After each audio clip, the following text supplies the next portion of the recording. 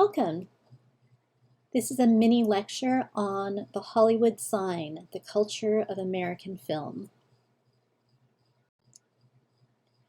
Our chapter begins discussing Godzilla, for Godzilla's sake. The original Godzilla film in 1954 was a metaphor for the dangers of the nuclear age. The 2014 Godzilla has a different semiotic meaning. Godzilla can be associated with other monster archetypes in film, including medieval dragons, sea monsters, and other creatures that threaten humanity. These monsters have always signified a human apprehension that nature is hostile and must be conquered. The monster then is usually slain by a hero who restores human domination over the natural world. So movie monsters are usually forces to be destroyed. However, the 2014 version of Godzilla is different because in this version, Godzilla destroys much worse monsters and actually saves humanity. The usual story was man versus nature, but in this counter story, man, or human, not nature, is the problem.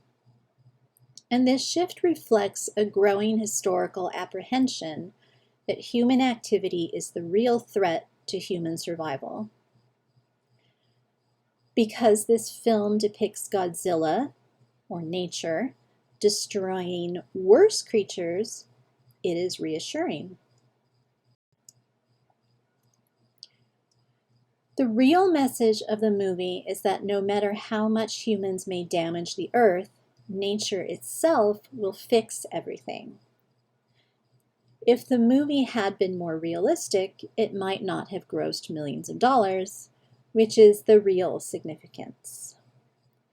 In performing a semiotic analysis of popular culture, we must remember that popular culture exists to produce profits. And uplifting movies tend to produce higher profits than depressing ones. Next, we're discussing film as a culture industry. And our editors are talking about some critics from the 40s. In 1947, critics Theodor Adorno and Max Horkheimer claimed that movies are a culture industry whose products distract audiences from the inequities of modern life.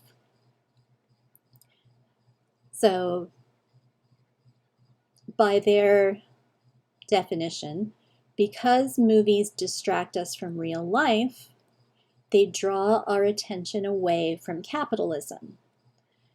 And just to review, capitalism is our system in which the country's trade and industry are controlled by private owners for profit rather than by the government. Thus, movies maintain the status quo.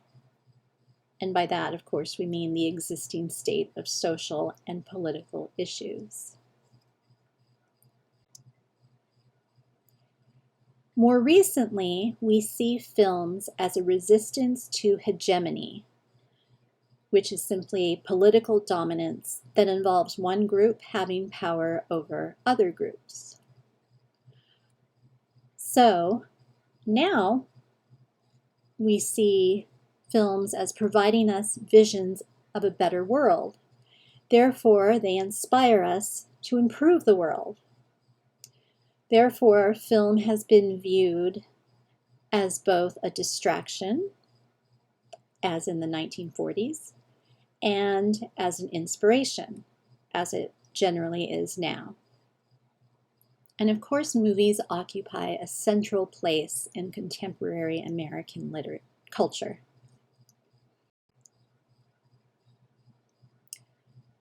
So, interpreting the signs of American film. As with our study of television, we must set aside our aesthetic judgments when we analyze film. Our goal is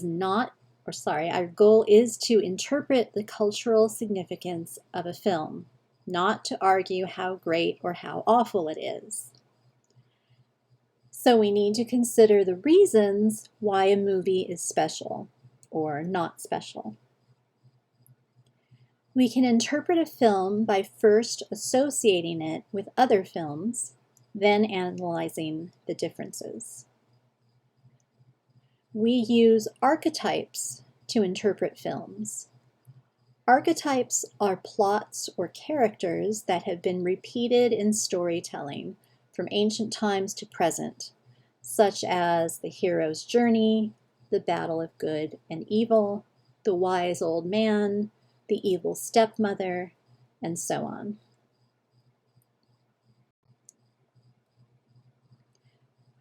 Our chapter then discusses a bit about postmodernism. And postmodernism refers to both a historical period and an attitude.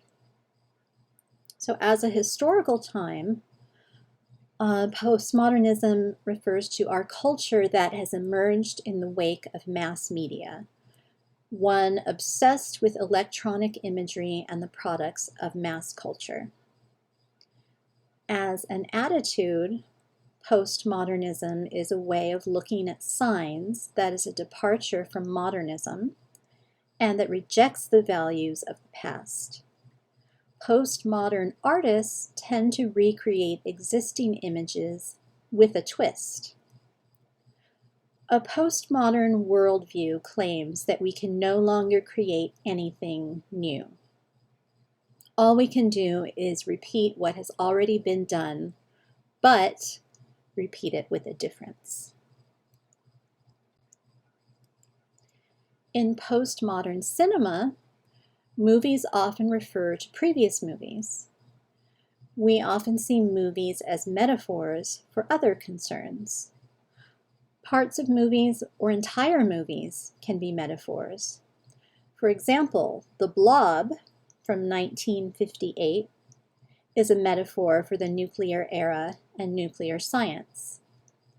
Invasion of the Body Snatchers from 1956 is a metaphor for society being taken over by communism.